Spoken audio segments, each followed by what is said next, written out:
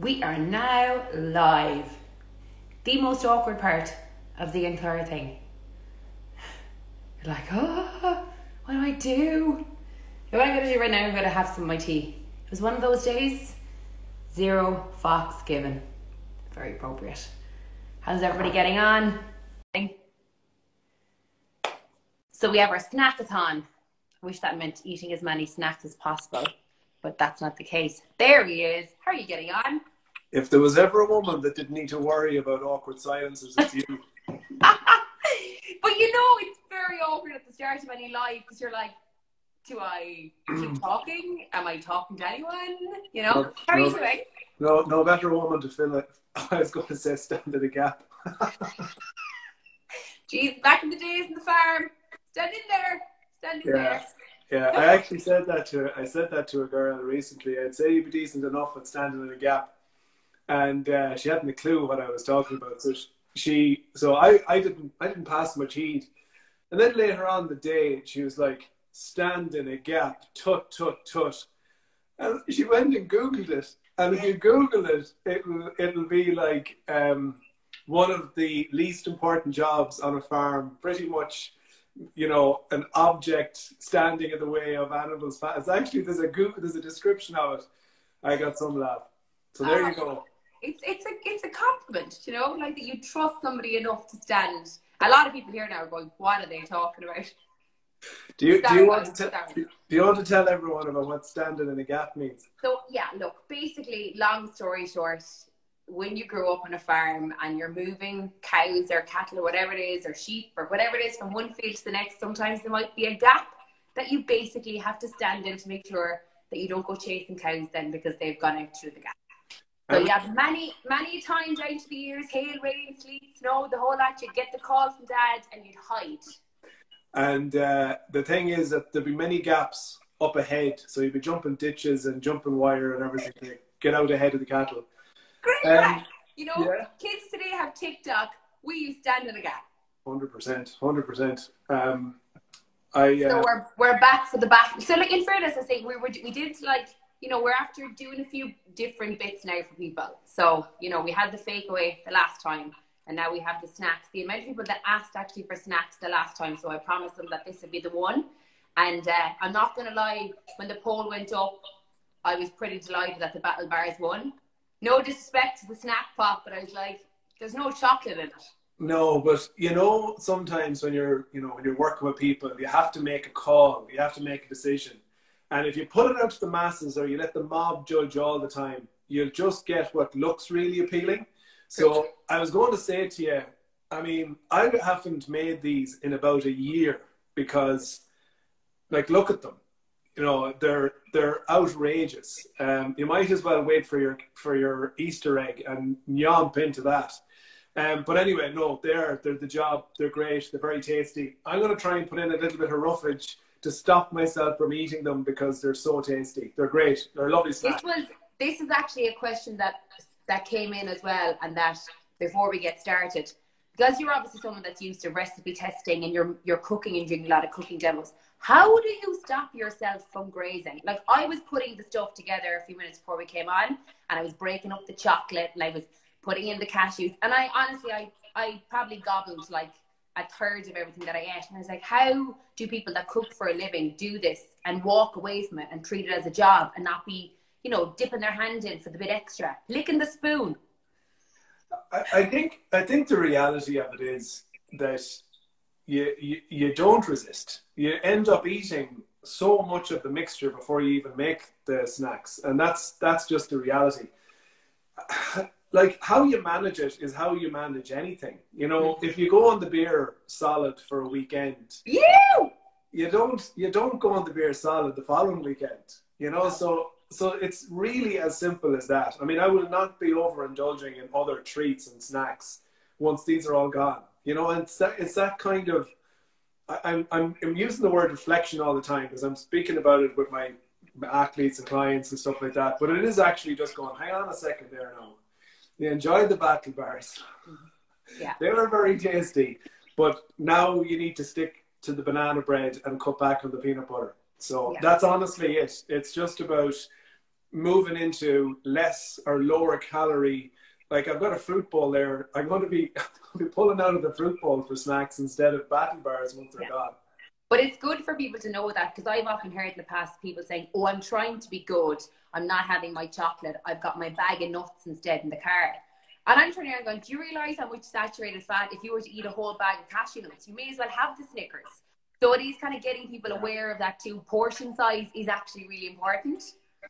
Yeah, it is. And I suppose, you know, you were asking about questions that you get there. I get so many questions about who eats the troughs of food that you make.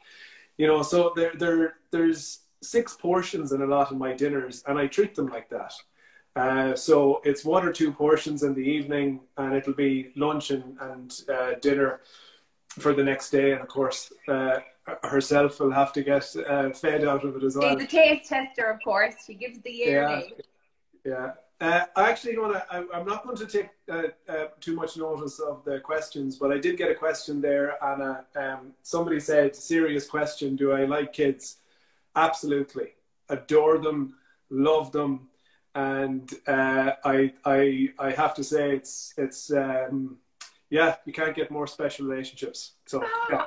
Isn't that, look at that now. See, I think people are even already, they're getting to know you a little bit better. You just went all mushy there. You were like, oh, I love kids. There's some... I won't lie, right?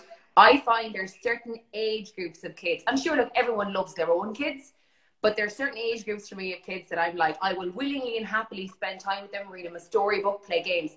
But there is that cohort there, you know, maybe 2 years, 2 to 3 maybe, that you're like, okay, I'm leaving the room now. They're my own friends' kids, and they're great, but they're in small doses for the time being. I hear you loud and clear. Do you know what I'm after realising? Do you have your phone on airplane mode? No. I don't either. So if someone calls me now, it might pause the live. I'm just thinking, nobody call him. I'm telling you, there's going to be somebody here now that's going to take the piss and try to call you deliberately, so you shouldn't have said that. Now that I've said it, I'm definitely going to get a call. Like, I'm definitely... So at least people are aware. It's not an internet connection. It's just somebody pranking Daniel. Okay, we will kick on with this. This is very short and simple. And I suppose the great thing about this is I don't need to preheat an oven. No. So I actually don't need to go, Daniel, was I meant to preheat the oven? It's very, like, you'll be very proud of me, right? I even have, I'm going to turn this down, the bowl and everything, and the water simmering kind of there, so I can like, I'm getting a lot better. That's very much in control. I like it. And I know. Well, I'm more like the duck though, that it's on the wall that looks like they're in control, but really the feet are going like this underneath. Yeah, I noticed you cleared Kev as well. Kev got too much attention the last day. Well, I sent, yeah, I know. He actually, I think he made a cameo appearance already today in my stories, and I was like, "Are you going to come on here later?" And he was like, "I might." So there is every possibility that I might stick his head in and just steal the limelight. So I'm well used to that at this stage. But I sent him. He went up to the shop and I asked him to get almonds, and I was like, you know, get the blanched ones, and then came back to, or I was like, get the flakes even. Came back down with the whole ones, you know, with the skin on them. I was like, anything works with these. Well, that's it. Like, throw in whatever you have. So tell us, walk us through this very quickly about what you need, or what is it? Throw everything you have in the press into it. So the ingredients are. I've gone with mixed nuts. I got my biggest downfall. Like if people were to say, "What's your Achilles heel?" There's 2 things: cashew nuts and Guinness. Okay, so there's a shed load of cashew nuts, and the salted cashew nuts. Oh, mother of God! Absolutely, there's a kilo straight away. So there's cashew nuts, almonds. I've made these in the past with pistachio nuts, and they just bring it to a different level. I don't have them this evening. Don't worry about it. It'll be grand. Bit of desiccated coconut, dark chocolate, honey, and a little bit of coconut oil, just so that your dark chocolate doesn't burn when you're melting it. Kev just commented there, and he said, "I'm trying on an outfit." Yeah. To get ready for his intro. Yeah. So the dishes that I like the most is like you throw them into a bucket, throw all the ingredients in a bucket, mix it up, and put it in the fridge or put it into the oven. And that's no different with these either. So this is what, oh yeah, kind of see I've got a very simple setup here. I'm actually going to cheat a little bit, and I'm just going to, and I don't actually use the microwave that much, but I'm just going to microwave my dark chocolate. So, yes. Can I ask you a question about that? Because I've often microwaved chocolate and burn, you know, that burns. Yeah. How do you make sure that doesn't happen? Just to keep checking it. Yeah, and a little bit of coconut oil across the top of it will help to prevent the burning. There you go. See, I'm glad I asked now. Yeah, A1. So I'm just going to, so what I've actually added, as I was saying, because I'm going to be eating these, I added in a little bit of flaxseed and some oats as well, just to make them a little bit more filling. Because just the chocolate and nuts, honestly, you can just swallow 1,000 calories. So, but I'm going to get some oats as well. Hang a sec. So Anna, if you were going to the next level with these, we're not. But if you, so don't only put in a couple of scoops, like 2 scoops is plenty. But if you go to the next level with these, with the nuts, use just oven roasted with a little bit of honey. It's like roasted nuts just changes everything. I use them all throughout the summer in salads, but they're great if you make them in your protein balls and stuff like that as well. So yeah, a little bit of oats into the mix as well. About 30 grams or 2 scoops. Okay, cool. All right. We're going to start firing this stuff in here. So what are we doing first, Ashley? We're throwing all the dry mix in, is it? Yeah, so dry mix in. Are you melting the chocolate there, yeah? I'll start. Yeah, perfect. Okay. I never thought I'd be the one that was doing it the right way and you'd be taking the shortcut and the other way around. I know, but this needs all of my attention. So there's the cashew nuts, oats, and I suppose it's worth saying that all of these ingredients in their own right are very nourishing, nutritious, and will work really well even for kids. Like the way that these were actually came about were anytime I've got friends coming, well, in the past, friends coming over or parties or Christmas parties, stuff like that. Mm-hmm. These are a serious party treat. Yeah. So you make your dinner or whatever, and you take these bars out of the fridge and serve them up, and they are phenomenal with a cup of tea or a cup of coffee. Now, look what I did, especially, right? I got myself some pistachios, and not gonna lie, they nearly took the nails off me. Is there a trick to getting pistachios out, or buy the shelled ones? So you can buy big bags of shelled pistachios. You can get them in Asian shops. I used to get them in the Asian market. So it has to be 5 kilos of nuts at a time. Now, yeah, that's 20 grams, right, of pistachios, and it broke my heart. It actually broke my heart. Yeah. So I just wanted to show that to you, to show you that I went to such effort for you today. Look, you're always going. Oh well, yeah. No, you're a mighty woman. We give you full marks for work with. Right. So I have all this. I've heated. I'm going to throw my chocolate in here now. Is there any favorite chocolate that you have choice when you're cooking? Is there any dark chocolate at all? So if I can get my hands on it, there's one from Cork. Oh, sorry, is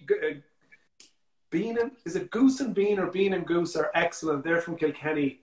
And there's a chocolate from Cork, dark chocolate from Cork, really, really good, called Wilkie's. Never heard of it. Huh? I never heard of that, but that's great to know. Yeah, like lovely, lovely, lovely chocolate. I would put it in, if I was making a hamper or giving somebody a gift, I'd get Bean and Goose, or I think it's Bean and Goose. I'm pretty sure it is. They do fantastic dark chocolate, and Wilkie's is the other really good Irish one. So you're melting your dark chocolate, and it's a very small tray, just something like that. Okay. Shallow tray, and line it. All right. I'm going to ask a question now where, somebody actually said you can buy unshelled pistachios, salted and unsalted from Lidl. There you go now, everybody. There's a tip for you. I didn't know that. Now, say for a lot of people, right, that may not have a shallow tin, like me. Yeah. You know, you could the depth of that now. That's perfect. Like, That'll do. okay. Yeah, right. You'll need a little bit of extra baking paper, but other than that, that'll do the job. So yeah, because you know sometimes you have to compact them down, and it's hard to do that if the tin is too big for the mixture. No, that's 100%. 100%. Have you seen these? I put it up in my story. I got so many responses that I actually took it down this evening. I was asking about the Guinness surging cans. Have you seen that on social media at the minute? Not really. So you're not a Guinness drinker. I'm trying to limit my time on social, Daniel. Stop encouraging me to scroll. But there's a very good one of a fella, just somebody sent it to me. And there's all these fancy ways now. It's doing the rounds of how you create the perfect pint from at home. Yeah. There's this fella, pours the Guinness pours it into the glass and takes out an electric toothbrush. He puts the electric toothbrush into the Guinness can. Oh, and it does the job 100%. So I was out looking. So supposedly, anyway, there's supposed to be a fortune, but you can get something like a cutlery cleaner or something like that in Aldi or Lidl, and does the exact same job. So I'm not doing it this evening, but over the weekend I'm going to try it. Oh, you'll have to let us know how you get on. Sure, I'll put it up on my social media and tag it. Just for the good old days, we can look forward to it. 100%. I'm going to melt my chocolate actually in a second. You can you can have a chat there with people, or maybe have a chat with people. Sure, I'm used to talking to myself anyway a lot of the time. So I'm going to be sure, you'll be very proud of me. My dark chocolate is not burning, and I'm actually going to add a little bit extra just for good measure. Actually, one of the chocolates that I use, and I really like it, it's an Irish brand, it's Roisin's, and I got this one in Aldi, but it's actually a really nice chocolate. They do an orange flavour as well, and I highly recommend it. And green and blacks is another one as well that I've used. I've kind of used a mixture actually of chocolates. I've used 50%, 60% and 70%. So I've kind of thrown a bit of everything in there. But that chocolate is actually lovely, that Roisin's chocolate. The lower percentages melt much easier just because there's more oils through them. They're not, they're not as healthy obviously as dark chocolate, but they work well for these type of gigs, or if you're just trying to go for the indulgent side of things. And am I putting in that coconut oil with the dark chocolate now? Yes. Yes. Just as well I asked the question. Yeah. So, dark chocolate. How much of this now? Just to be honest with you, a teaspoon, just a little bit more than a teaspoon will do the job. Can I ask a question now? Because I'm sure a lot of people need to see this, right? Sure. What is is that a teaspoon or is that a teaspoon and a half? Heat. That's okay? That's a heat. Yeah, heat. That's perfect. Okay. This is not ready. I'm going to put it back in again. Okay. Because I kind of find that when you're putting in the oils and stuff, sometimes you don't realise that there's a lot of hidden calories in them that you mightn't even realise that you're actually thrown in. Especially if you're, it's grand if you're not watching your calories, but if somebody is, just to be aware that nuts and your coconut oils do carry quite a high level of calories. So people don't count those things sometimes. They forget about the oil. No, I know. But we're look at, you chose the treats, people. I'm just putting the little disclaimer at the bottom for people saying these are really tasty, but you don't want to be eating 5 or 6 of them in one go. No, I said it from the outset. I'd say once a year, twice a year at max, I make these. Oh, well, we feel very honoured that you're making with us this evening. Right, this looks like it's melted now. Right, tip it in. Okay. I'm doing the same. There's a few lumps here, and I was thinking I'm going to give it another. Don't worry about the lumps. Okay. Right, I need to get myself. I'll solve the hand of myself now unless I get. Okay. Spatula is some job. Do you have the spatula? Yes.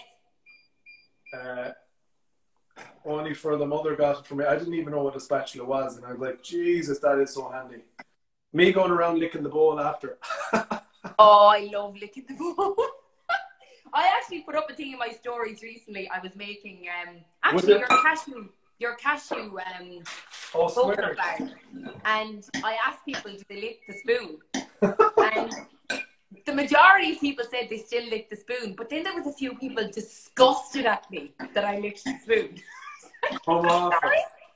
They're absolute, complete and utter liars is what they are if they don't. I know. Like, how can you not lick the spoon if it's covered in chocolate? I think it'd be good crack to ask them would they lick the bowl. Well, I know I'd lick the bowl. 100% I'd lick the bowl. Wait, what not? When I was a young buck. No, I mean very, very young. Last year. Go on. Like, we're talking years ago. I'd lick the plate clean after dinner. Come here. I know plenty of people who will remain nameless that still do that. I can just imagine Kev doing that. And you know what? Thank God my dad is on Instagram. He's been guilty of it a few times as well. Oh, it's definitely a country thing. Oh, yeah. You wouldn't well, they don't do it in a restaurant. That's the main thing. You can... Could you imagine? Jeez, that was a great dessert there, lads. Well done. I used to have an aunt that came home from America, and my old fella, my dad, Peter, he'd go out of his way, she was a bit squeamish, and he'd go out of his way to wind her up. Like, he'd lick the plate, the whole lot. He honestly wouldn't give a shit what he was doing. But I remember one year, it was, oh, by the way, I'm putting mine into the dish now. Have you yours mixed up? I'm mixing it up there now. I'm getting the last of the chocolate. When I was younger and I had to put the chocolate in, I deliberately pretend that all the chocolate was out of the bowl when it wasn't, just so I get extra to lick in the bowl then. Do you know it's such a great thing though, isn't it, to be able to do, like... But it's a great thing to do with younger people as well. Do you know what I mean? It's a bit of crack, like. Yeah, exactly. Bit of fun. So... Sorry, hang on there now. I'm licking the bowl first. That is the most polite licking of a bowl I've ever seen in my life. That's because I'm live to a few hundred people. That's the only reason why. Right, I'm mixing here. Yours is already in. You're a few steps ahead of me. No, but anyway, so I'll finish the story. Anyway, he thought he was being absolutely hilarious, but my mother was cooking a whole chicken. He came in, and my aunt came into the kitchen, and he pretended. He got like a piece of chicken, and he pretended that he was eating pretended that he was eating the neck of the chicken. And my aunt actually, she left the house. She wouldn't stay for dinner. She got into a car and drove home. She was like, that is the most barbaric thing I've ever seen in my life. Like, we couldn't tell her that he was only messing, like that he hadn't. He was only setting her up.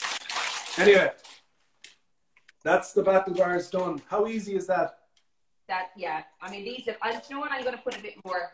I love coconut, so I'm just going to put a bit more coconut in, just because I'm having one of those days, you know? In for a penny, in for a pound. I hear you loud and clear. Right. That's mixed now. Yummy.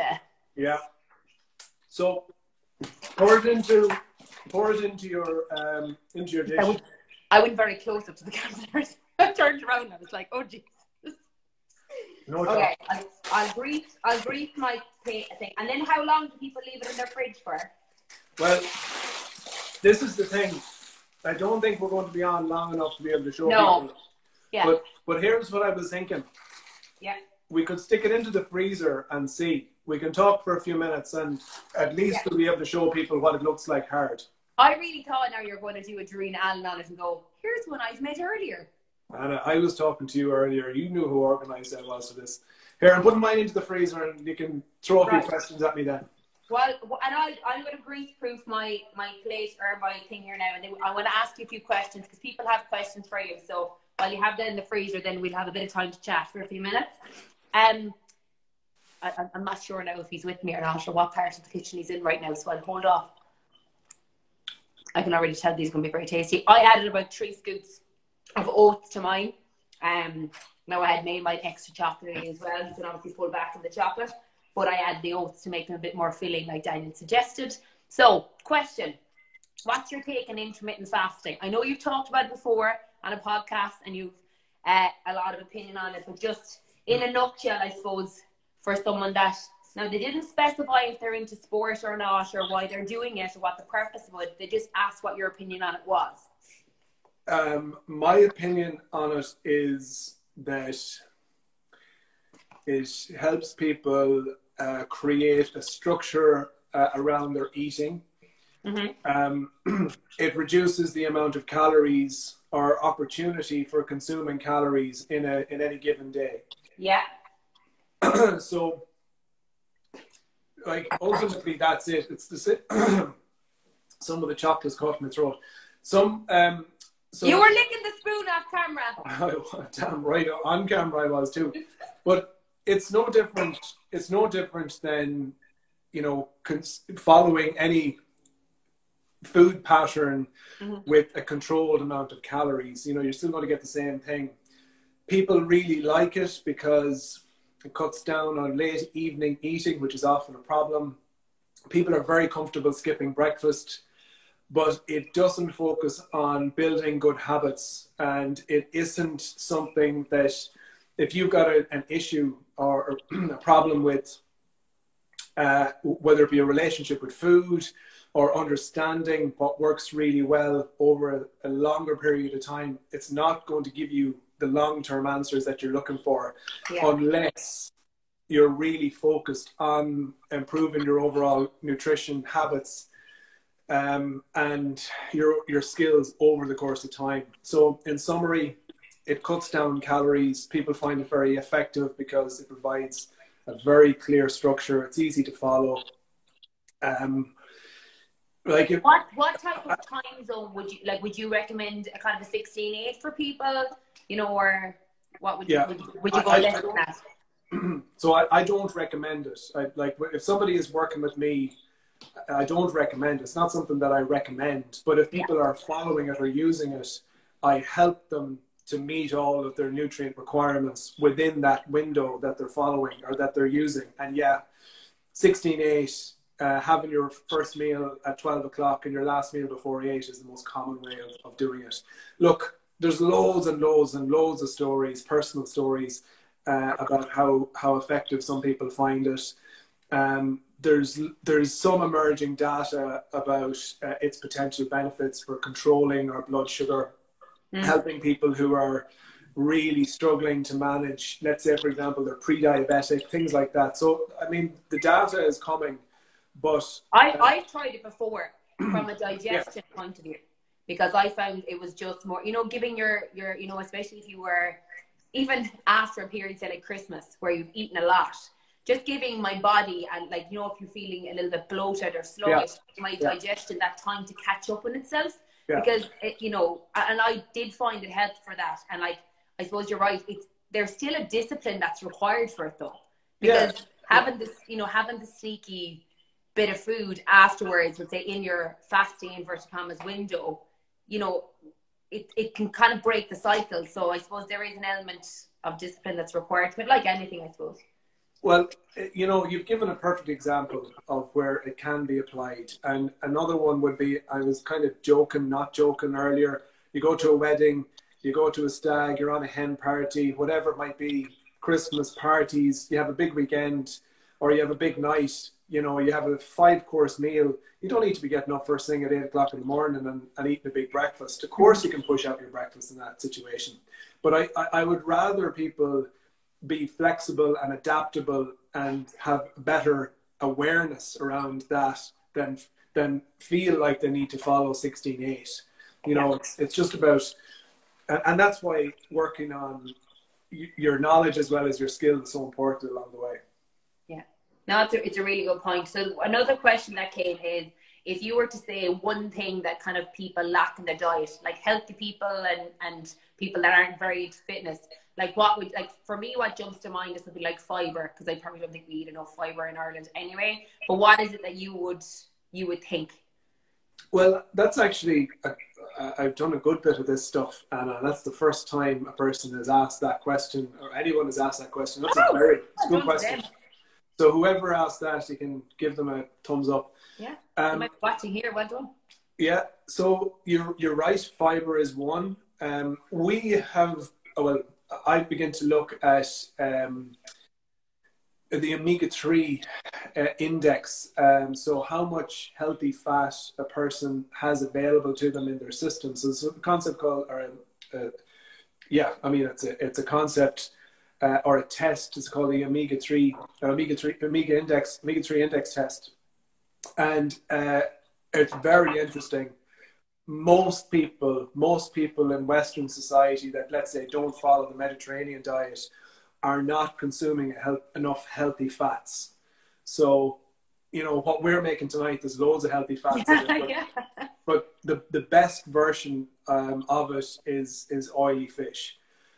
So it's probably one of the most common ones you get. Like you said, fiber, but you could say quite a few, but definitely looking at your healthy fat intake. Like, there's a reason we're supposed to be eating 3 portions of fish a week. Like, there's good reason. So that's definitely one. Yeah, and vitamin D is another one. I think that people we don't. I know, because I think there's this probably misconception out there. Well, once I'm getting outside, I'm getting enough vitamin D. But sure, am I right? Isn't it saying that there are certain times of the year? Is it from like September to March that there isn't even vitamin D in the sun, so you need to be supplementing? Yeah. Definitely, and it's more than what you'll see in a regular multivitamin too. So it's a minimum of 1,000 IU, really, that you need from probably October to April, unless you're going on a short holiday and getting a bit of a boost. Speaking of multivitamins, somebody actually messaged in and said, you know, a person in their 20s, regular, decent health, you know, looks after themselves relatively well. Do they need a multivitamin? Like, who needs a multivitamin? People with digestive problems, people who've got very poor food intakes, people who are not able to follow or eat a balanced diet. Like, the vast majority of people are eating 7 portions of fruit and vegetables and good variety. You don't need a multivitamin. There you go. That's great. Late night, if you were to have a late night snack, you know, some people said that if they're studying or working late or maybe coming in from training and they're starving before they go to bed. And like, I know on occasion I have had like maybe a bowl of oats, just something like that. That's you know, like, it satisfies like my hunger, but then as well, like, it's good, isn't it? There's something released in the oats. But what would you say if somebody was eating a late night snack? What should they focus on? Yeah, so I suppose a couple of things to think about there. If the person is active, it's an athlete, then protein and a small bit of slow digesting carbohydrate is absolutely ideal. And there's a principle as well that I always mention, because somebody somewhere won't have heard it. And that is, when you train, even if it's so if you train in the evening, you have to eat, you have to recover. Yeah. So what you just described is absolutely perfect. Even beans on toast, some scrambled egg or egg muffins, or Greek yogurt, even with presumably fruit or something like that. Exactly. It's more about the portion than anything else. So a good protein source and the portion. People get way too. I feel like we've gone into, you know, my friend Brendan calls it nutritionism, where we become, because we've so many options and, you know, we're looking at stuff on social media, we think that it's something specific. You can have a smaller portion of dinner that's left over if you want. You know, so as long as it's a good source of protein in it, don't get hung up on what it is. Yeah, and there's a question actually come in here. Do you think there's a best time to finish eating in the evening? Or again, is it dependent on someone's lifestyle? Well, there is, in the sense that in a line with our circadian rhythm, which is impacted by light, exercise, and when we eat, if you want to have a restful sleep and improve your sleep onset time, you need about 2 hours before to eat, at least 2 hours before, when you are aiming to be asleep or go to bed. Now, that's difficult for athletes. That's difficult for people who exercise in the evening or a shorter time. So you have a smaller meal, smoothie, bowl of soup, slice of bread, you know, toast, maybe some overnight oats, snack bar, glass of milk, go to bed, recover well the next morning.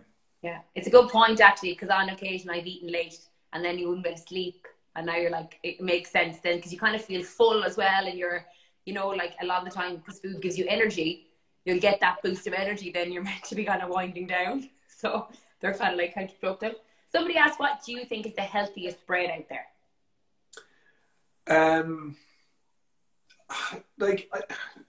Obviously, I mean, my answer to all of that is make your own. Yeah, it's like, people don't want to hear that, but buy my book. Make your own.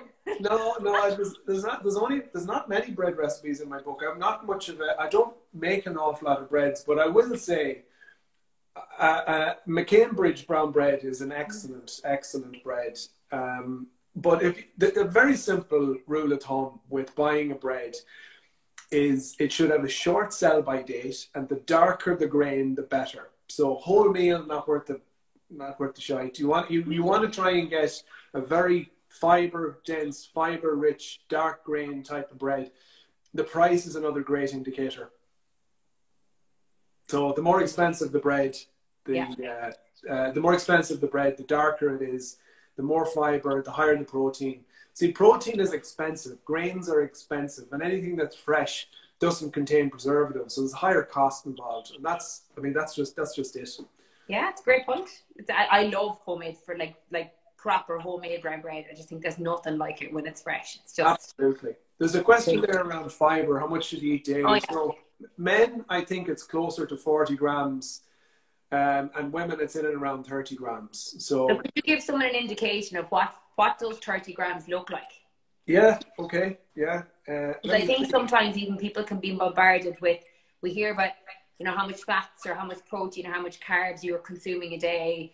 And then, trying to quantify that in terms of food, I think that's hard for people. That like even a portion size, things like a cupped fist or the size of a thumb is a portion of fats. When people can't see it, oh, look, he's holding the book up. Good man yourself. Well, there's a nutrition software called Nutritics. It's absolutely brilliant. It's actually an Irish company. And I used it for my recipes. But you can see in a portion of, so one portion, one battle bar contains nearly 5 grams of fiber. Okay? So if you look at, most recipe books won't have this information, but they don't though. Like we have a press full of them, and I think it's excellent for people to know what they're eating. Yeah, that's just my thought process. And like, hold on a second, I see do I have any notes in there. I'm putting out another book. Don't even know. Okay, so here's another example. This is just simple stuff. We're reading labels. So our Flavin's Quick Oats here, per 30 grams, there's 2.5 grams of fiber. So I probably eat a 60-gram portion of breakfast. That's still, like if you think about it, as a woman, if I'm meant to be getting 30 grams in a day, you can see why people are depleted in it, because oh, definitely. It's hard. Like what other would you categorize as fiber dense or fiber rich foods for people? Look, again, an awful lot of the answers that I give are not the ones that people want to hear, but the best way to get fiber into your diet is fiber rich vegetables. So anything that is grown over the ground from a vegetable point of view, your broccolis and your peppers, all of those. Like, I'll give you another great one. Oh God, here we go. See, when he laughs, I genuinely don't know what he's going to say. So there's a part of me that goes, "Remember, we're live now." There's a lad I work with, Joe was his name, and he was feeding his baby, gorgeous little baby, and when he was weaning, he had some issues, very common for babies to be constipated. And I said, "Did you try the lentils with him?" And he's like, "No." And I said, "Mix up a bit of sweet potato and dal, and see how you go." Carnage. Oh, he sent me messages. He sent me a picture of him. He's like, "This fella's after having 4 poos." Oh, Jesus. Well, it's great for people to know, because there's nothing worse than irregular bowel movements for people, because you feel like it's it's a really sluggish feeling. So here, lads, you're getting exclusives here this evening. Things that I'll give you one more. This is the other end of it. Oh God! Didn't mean that. That'd be very funny if I did mean it. I was working with a well-known athlete who's really gone towards plant-based in his diet, and he was having some issues coming up to games with the amount of fiber in his diet. So he was regular bowel. Go on, tell us who it is. Regular bowel movements on game day, and it just wasn't what you want when you're throwing nerves and the occasion and everything into it. Yeah. And I was like, "So what did you have?" And he was like, "No, just what I normally have." And I said, "What was that?" He's like, "Lentils and chickpeas." I think, oh God, oh no, no. Note to any sports people out there. He had Before consumed, matches or competing, don't have lentils. Don't have them. not the day before an All-Ireland semi-final or a big game or whatever, before big games. So you're looking to limit your amount of fibre pre-exercise because your gut is going to be more mobile anyway. Mm-hmm. Yeah. So that was it was a great learning for me too, as much as anything. But looking to get in he had taken in something like 60 grams of fibre in over a couple of meals. So yeah, you can imagine. Now, let me see what else have we... okay, somebody has asked here about sugary snacks that, like, is there a reason why they're craving them? Is there a way that they can wean themselves off them? And what you would do maybe with people if they're experiencing that? It's a habit often as well, though. Oh, no, it's a habit to begin with. And so there's the physiology. So there's what's happening to your brain and the endorphin response of different foods that you eat. So... Oh, yeah, hands up for that. So our we're very clever, and our subconscious is very clever, and we will seek out those cashew nuts or those battle bars if they're there, and that's why like our brain is seeking that hit. So you got to understand, like, this is incredibly complex. It's not like I can give this tip and somebody can just go away and deal with it. And even give them a starting point. I think the starting point is always understanding how habits work. Yeah. So something will drive that behavior. And very often, like for me, I have a treat every day, every single day. Yep. So I need to manage that portion, but I have it every day. It's not a packet of Haribo or it's not a packet of biscuits, but once upon a time it was. So in order to make better choices, you got to change your habit. You don't stop a habit. So you change what you're trying to do or what you're trying to eat. And that's why I believe so much in the process of cooking and making snacks and things like that. So what the process does is it helps you identify whether it's boredom. Are you bored, or are you hungry, or what is going on in your head? So that's the first thing you have to understand. And things like stress, things like if you haven't eaten well, if you haven't exercised, these are all things that will drive you to make poor decisions. So having something prepped, have something in the fridge as an alternative is always the starting point. Don't just think I'm going to stop eating all of these bad things. That doesn't work. It doesn't work. It never has. I think never will. Sometimes people as well overestimate their willpower, because at the start of every day you have it and you're thinking, today's going to be the day, today's going to be the day. And then by the end of the day, because you said all the external things that have probably happened to us that we haven't factored in, that it's just completely depleted the willpower. And then if the snacks are there and you don't have something prepped in the fridge, well, then you're going to go for the snack, like, because your brain is going, I like that. That makes me feel good. Give me that. 100%. And it's about understanding that there's a lot of different opinions and philosophies, but your subconscious will do what you train it to do and what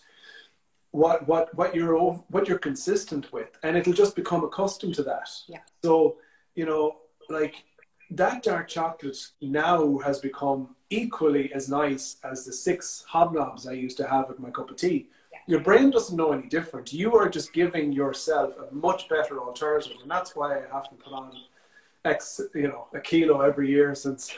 Yeah. I'm not going to lie, right? I like you that little bit more now as well that you said hobnobs, because I am a big fan of chocolate hobnobs. So I'm like, oh my God. They are the king of the biscuit, aren't they? Respect. Like, anything that you can dunk into a cup of tea that doesn't fall apart, I am there for it.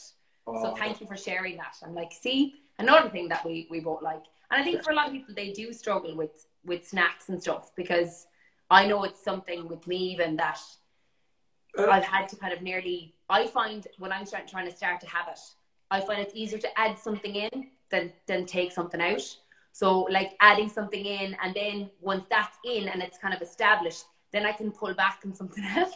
Because like, I didn't like dark chocolate a few years ago. No interest in it. And now I'd happily take it and enjoy it. So that would be for me anyway. If I'm cutting something out, it's something about deprivation. in our brains that I'm like, oh, you're taking something away from me, you're restricting it. Yeah. Whereas when you feel you're adding something in, it doesn't feel as hard a habit or something to have to do. No, that's my philosophy. I always start about what you put in before you take it out. Come here. I'm going to see what these battle bars look like. Do. I'm conscious of our time. I might get one more question in before you go then. I think we've actually a lot of them covered. The snacks, the fasting, time to stop eating, the thing that people lack, the late night snacks, the healthiest bread. Somebody asked as well about what your thoughts are. It was actually a woman as well, so that I don't know if that changed things around iron, and whether or not you think people should be taking an iron supplement, or how do they know if they need to take it? Somebody asked about intermittent fasting there as well. Oh yeah, so lads, you have to watch back. We covered it in the first question. These look great. I'm thrilled. I think these would give the hobnob a run for their money. Ooh. So, I'm not even gonna lie, by the way, I was too busy talking, so I didn't even put mine in the freezer because I knew you would. I was just explaining to people that I didn't even put mine in the freezer yet because I knew you would. Okay, so they are very likely to fall apart because they've only been in for 10 minutes. Yeah. But at least you get the idea. Actually, somebody made a really good point as well. And they said they put like things like their energy balls and stuff in the freezer because it does limit their consumption. Ooh! They are incredible people. They are absolutely phenomenal. A little bit of sea salt in there as well. Oh my God. Oh yeah, can I ask you a question actually about that salt that you put in your ingredients list? I'm not going to lie, the first thing I thought was #notions. I was like, what kind of salt is this? It is a slightly different flavour. You use less of it. There's a little bit of a higher mineral content. Honestly, not that much, but a little bit of sea salt is just what I tend to cook with. Oh, you're going to absolutely love that. I'm not going to lie, right? These haven't gone in yet, and I'm kind of half thinking of eating the wet mixture because it looks so good. Did anyone ever do that when you had the melted chocolate and the Rice Krispies in the bowl, and they were meant to be Rice Krispie squares or buns or whatever, and you started eating the mixture? Like, that's another one of the things that I love to do. They look great now, to be fair. Look at that. Yeah, with the pistachios in there and the green and the whole lot. But that is... I mean, that was only 15 minutes inside in the freezer. You know what I mean? So it just shows that if you had people coming over and you wanted to make something, there you go, they're done and all. Mm-hmm. Oh, yeah. That is it now. I'm going to go and eat all this, so I'll drop them. Come here. Thanks so much. We'll see you again soon. I've only met them. Oh, well, I'm telling you, we're nearly, because I'm looking, you've answered all my questions. Now, I know there's one or two questions that came in there a second ago too, somebody was saying, but, the last question somebody had was a quick option for someone that wants to add additional protein into their diet without adding in a protein powder. Okay, so mixing grains is a brilliant way of going about it. People don't think about it enough or don't do it enough, but if you mix grains, like, let's say, for example, you mixed roasted or steamed, but like buckwheat with shelled hemp and oats and some seeds, you've got a protein mix. This is what all of the bars that you see out there now, high protein, blah, blah, these together.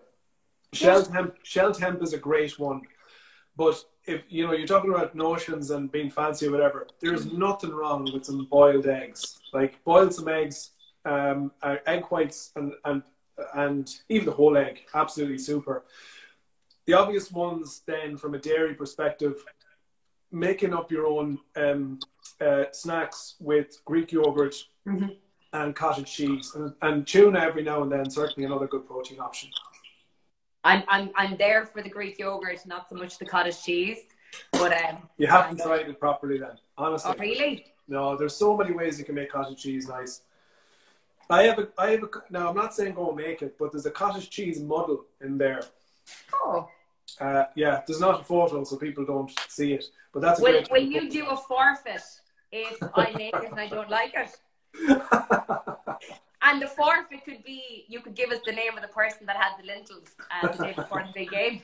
If you don't like cottage cheese, I'm not backing this horse. All right, okay, I'll try it. I'll make it in the book because everything that I've made so far I've liked. So okay. Yeah.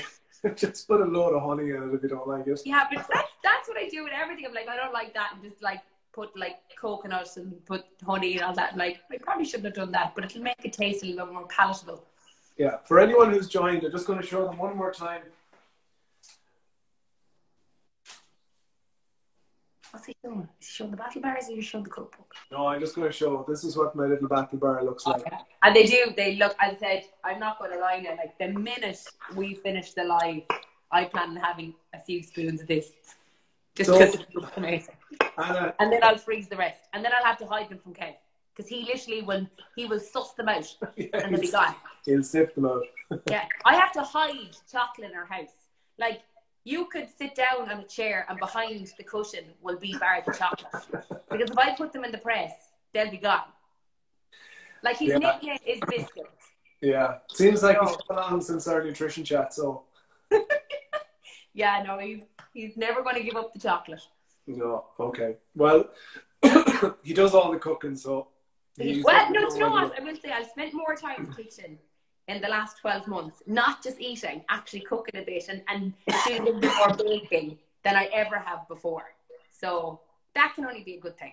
Yeah, there's been some great positives. Yeah. He's after. He's joking. He's joking on a pistachio nut. It sounded like I was welling up there, didn't it? It was like. He's getting very emotional because Kev couldn't make the appearance on the line. All right, like, I'm not that bad. I think that's it. Come here, we wrap up. Thank you so much for your time. I could chat to you all night, and I know people, like the amount of questions that I always get in, so that's a testament to you. So thank you for answering them all and giving us plenty of insights. And for the yummy mixture, I will put mine in the fridge now as well, and I will share it on my stories once it's hardened, and I'll give the verdict. Awesome. See you later. Thanks for you guys watching. See you soon. Bye. Thank you, Anna. Thank you. Bye bye.